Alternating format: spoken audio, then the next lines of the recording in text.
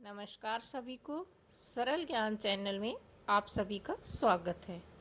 आज हम जानेंगे महाभारत में दुर्योधन की पत्नी कौन थी। वीडियो के अंत तक बने रहें और वीडियो को ध्यान से सुनें। महाभारत युद्ध में खलनायक दुर्योधन के बारे में तो आप जानते ही होंगे, लेकिन क्या आप दुर्योधन की पत्नी भानुमति के बारे में जानते हैं? शायद जानते होंगे, हो सकता है कि आपने इनका नाम जरूर सुना होगा, लेकिन आज हम आपको भानुमति के जीवन के कुछ ऐसे रहस्य बताएंगे जिसे सुनकर आप हैरान रह जाएंगे। कौरवों और पांडवों के अलावा महाभारत में कई ऐसे चेहरे हैं जो आज भी पूरी दुनिया में काफ़ी मशहूर हैं। लेकिन इन नामों के बीच महाभारत युद्ध के खलनायक माने जाने वाले दुर्योधन की पत्नी भानुमति का जिक्र कम ही सुनने को मिलता है। दरअसल भानुमति कलिंग के राजा चित्रांगद की पुत्री थी। उस समय पूरी धरती पर सिर्फ द्रौपदी की ही सुंदरता के चर्चे सुनने में मिलते थे। राजकुमारी भानुमति सिर्फ अपनी सुंदरता ही नहीं, बल्कि अपनी सुशीलता, ज्ञान, बुद्धि और अपनी ताकत के लिए भी जानी जाती थी। जब भानुमति बड़ी हुई तब बड़े बड़े योद्धा उनसे विवाह करने के लिए भानुमति को अपनी पत्नी बनाने का सपना देखने लगे। भानुमति के विवाह के लिए राजा चित्रांगद ने एक स्वयंवर का आयोजन किया। उस स्वयंवर में उन्होंने दुनिया भर के राजा, राजकुमार और शूरवीरों को बुलाया और सभी ने उस स्वयंवर में हिस्सा लिया। अपनी सुंदरता से हर किसी का दिल जीतने वाली भानुमति अर्जुन को चाहती थी और भानुमति को उम्मीद थी कि अर्जुन भी स्वयंवर में जरूर आएंगे और वो उनको अपना पति चुन लेंगे। लेकिन अर्जुन किसी भी कारणवश स्वयंवर में नहीं पहुंच पाए और भानुमति वरमाला लेकर एक से बढ़कर एक पुरुषों के सामने से गुजरने लगी, लेकिन उसकी नज़र किसी को ढूंढ रही थी, शायद अर्जुन को। लेकिन अर्जुन उस स्वयंवर में नहीं थे और वहां से जब दुर्योधन के सामने से जब भानुमति निकलने लगी, अनदेखा किया, तो दुर्योधन को यह सहन नहीं हुआ, क्योंकि दुर्योधन पहली ही नज़र में भानुमति पर मोहित हो गया था और वह किसी भी कीमत पर भानुमति को अपनी रानी बनाना चाहता था। वो मन ही मन फैसला कर चुका था कि भानुमति मेरी पत्नी है। लेकिन जब भानुमति दुर्योधन के पास आई तो उसने अनदेखा किया और आगे बढ़ गई।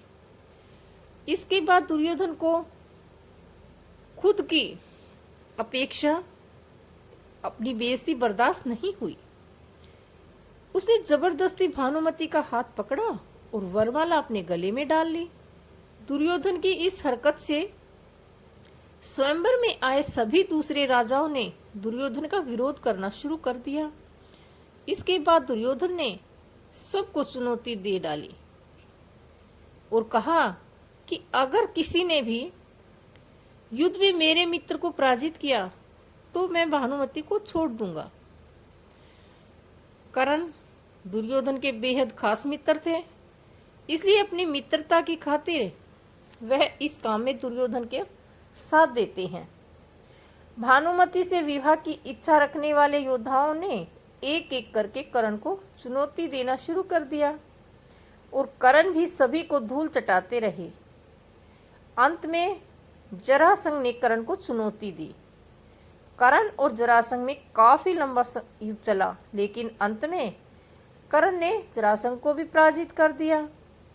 सभी योद्धाओं को हराने की खुशी से दुर्योधन ने अपने मित्र कर्ण को मालिनी राज्य उपहार में दे दिया। लेकिन भानुमति इस पूरे घटनाक्रम से बेहद दुखी थी। हस्तिनापुर आने के बाद दुर्योधन ने भानुमति से विवाह रचा लिया। भानुमति थोड़े दिन तक तो दुर्योधन से काफी नाराज रही, लेकिन अंत में उन्होंने दुर्योधन को अपना पति स्वीकार करना ही पड़ा और दोनों पति पत्नी की तरह रहने लगे। समय बीतता चला गया। वह एक दिन आया कि जब भानुमति ने 2 जुड़वा बच्चों को जन्म दिया। उनमें से एक पुत्र था और दूसरी पुत्री। तो पुत्र का नाम उन्होंने लक्ष्मण और पुत्री का नाम लक्ष्मणा रखा। भानुमति की तरह लक्ष्मणा भी बहुत सुंदर, सुशील और बुद्धिमान थी। दुर्योधन कर्ण के साथ अपनी मित्रता को रिश्तेदारी में बदलना चाहता था, इसलिए उसने अपनी पुत्री लक्ष्मणा का विवाह कर्ण के पुत्र वत्ससेन के साथ तय कर दिया। लेकिन कुरुवंश की गरिमा बनाए रखने के लिए दुर्योधन ने लक्ष्मण के लिए एक स्वयंवर का आयोजन किया। लेकिन स्वयंवर में पहले से ही दुर्योधन यह तय कर चुका था कि लक्ष्मणा वृषसेन को ही अपना पति चुनेगी। इस स्वयंवर में भी श्री कृष्ण के पुत्र सांभा भी आए हुए थे। लक्ष्मणा की सुंदरता के चर्चे सुनकर सांभा भी उन पर मोहित थे और उनसे विवाह भी करना चाहते थे। स्वयंवर में लक्ष्मणा वरमाला लेकर सभी के सामने से गुजरने लगी, लेकिन जब वह सांभा की अपेक्षा करके आगे बढ़ी तो सांभा को भी यह बर्दाश्त नहीं हुआ और उसने दुर्योधन की बेटी के साथ ठीक वैसा ही किया जैसे दुर्योधन ने कभी भानुमति के साथ किया था।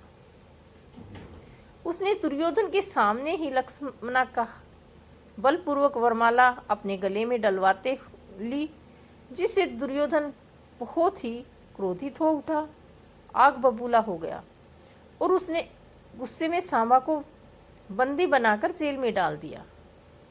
सांबा के बंदी बनाए जाने की खबर जब श्री कृष्ण के भाई बलराम को लगी तो वे गुस्से से आग बबूला हो गए और उन्होंने दुर्योधन से बदला लेने का फैसला किया। तब दुर्योधन पर प्रहार करने के लिए बलराम उनके पास आने लगे तो वह देखकर दुर्योधन बहुत डर गया। इसलिए उसने अपनी कृष्ण भक्त पत्नी भानुमति से इस समस्या का समाधान निकालने का आग्रह किया। भानुमति श्री कृष्ण की बहुत अच्छी भगत थी और भानुमति ने पूरे रीति रिवाज के साथ सांभा और लक्ष्मणा का विवाह करवा दिया। समय बीतता गया और फिर वह समय आया जब कौरवों और पांडवों के बीच महाभारत का भयंकर युद्ध हुआ। इस युद्ध में दुर्योधन का पुत्र लक्ष्मण अभिमन्यु के हाथों मारा गया। भानुमति को अपने बेटे की मृत्यु का बहुत गहरा सदमा पहुंचा। लक्ष्मण की मौत के बाद दुर्योधन भीम के हाथों मारा गया और इस तरह महाभारत युद्ध में भानुमति ने अपना पति और अपना पुत्र दोनों को खो दिया। महाभारत की युद्ध की समाप्ति के बाद जनजीवन सामान्य होने लगा। फिर भानुमति ने पूछा, ऐसा क्या किया जाए कि इतिहास में उनका नाम हमेशा के लिए अमर हो जाए। तब भानुमति महाभारत में दोनों पक्षों को भारी नुकसान झेलना पड़ा था, जिसका आभास दोनों ही पक्षों को था। अब दोनों पक्ष दुश्मनी भी खत्म करना चाहते थे। उस समय ऐसी प्रथा थी कि यदि दो पक्षों के बीच विवाह हो जाए तो फिर दोनों के बीच की दुश्मनी खत्म हो जाती है। तब भानुमति ने इस दुश्मनी को खत्म करने के लिए अर्जुन से विवाह किया और अर्जुन भी इस विवाह के लिए तैयार हो गए। अर्जुन और भानुमति के विवाह के बंधन में बंध गए और एक विवाह के साथ ही कौरव और पांडवों के बीच जो दुश्मनी हमेशा के लिए खत्म हो गई। भानुमति ने अपने फैसले से दोनों कुंभों को जोड़कर एक कर दिया और यहीं से एक कहावत शुरू हुई जो आपने काफ़ी सुनी भी होगी, कहीं की ईंट कहीं का रोड़ा, भानुमति ने कुनबा जोड़ा। तो मित्रों, आपने जाना कि दुर्योधन की मृत्यु के बाद उनकी पत्नी भानुमति का क्या हुआ।